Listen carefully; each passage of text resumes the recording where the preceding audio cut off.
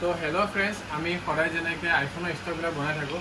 তো আজি আমি পোনপ্ৰথমে আমাৰ কিছুমান এণ্ড্ৰইডৰ ষ্টক আহিছে, তো আমি দেখাব খোজোঁ। আমাৰ তাত আছে Vivo' T1 5G। Vivo' T1 5G চাওকচোন, ধুনীয়া কণ্ডিশ্যনৰ 8GB ৰেম 128GB ষ্ট'ৰেজৰ সৈতে। তো ইয়াৰ প্ৰাইচ আমি ৰাখিছোঁ 10,000 টকা। কিন্তু এইটো যদি কোনোবাই EMIত ল'ব খোজে, আমাক 4,000 টকা ডাউন পে'মেণ্ট কৰিলে ফোনটো লৈ যাব পাৰিব।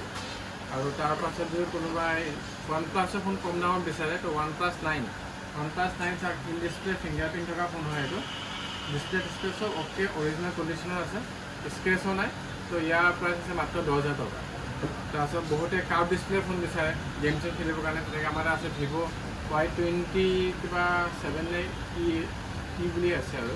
তো কাৰ্ভ ডিছপ্লে ফোন, তো ইয়াৰ প্ৰাইচ নতুন 28,000 টকা হয়। তো আমাৰ তাত যদি কোনোবা ল'ব খোজে, তো আমি এইটো 16,000 মান দি দিম। আৰু কোনো ফাইনেন্স কৰিব খোজে, ফাইনেন্সো কৰিব পাৰিব।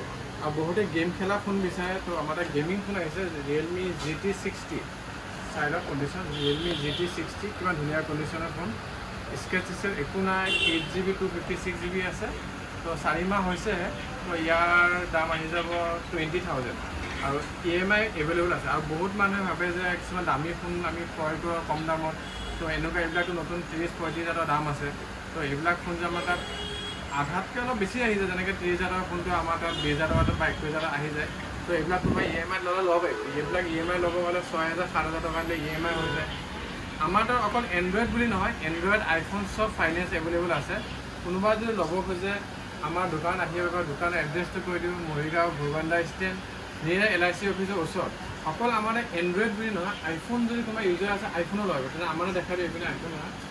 তো আমাৰ তাত বহুত আইফোনো আছে, এইবিলাক আইফোন গোটেইবিলাক মডেল পাব। আমাৰ তাত আইফোনৰ 13, 14, 12, 11, 13 Pro Max, 15 চব এভেইলেবল আছে। কিন্তু কেতিয়াবা কিছুমান ষ্টক এটা যদি নাইকিয়া হৈ যায়, আমাৰ তাত কোনোবা ছেকেণ্ড হেণ্ড ফোন যদি EMI কৰিব খোজে আমাৰ দোকানত ল'ব পাৰিব। নতুন ফোন যদি ল'ব খোজে EMI ল'ব পাৰিব। আৰু EMIৰ কাৰণে কি লাগে মই আপোনাক কৰিব খোজোঁ, বহুতে মানে কনফিউজ হৈ থাকে। তো আপোনাৰ আধাৰ কাৰ্ডটো লাগিব, পান কাৰ্ডটো লাগিব, বেংক পাছবুক, ATM নহ'বা ফোনপে গুগল পে থাকিলে EMI এভেইলেবল হৈ যায়। আৰু EMIত ল'বৰ কাৰণে হ'লে মেক্সিমাম আপোনালোকে 40% ডাউন পে'মেণ্ট আমাক দিব লগা হয়। তো কোনোবাই যে ছেকেণ্ড হেণ্ড ফোন বা নতুন ফোন যিয়ে ল'ব খোজে, তো আমাৰ তাত এভেইলেবল আছে। আইফোনৰ পৰা এণ্ড্ৰইড সম্পূৰ্ণ ষ্টক আছে। তো আপোনালোকে কম দামত নিব পাৰিব। আৰু ডিছক্ৰিপশ্যনত নম্বৰ দিয়া থাকিব, আমাক কণ্টেক্ট কৰিব।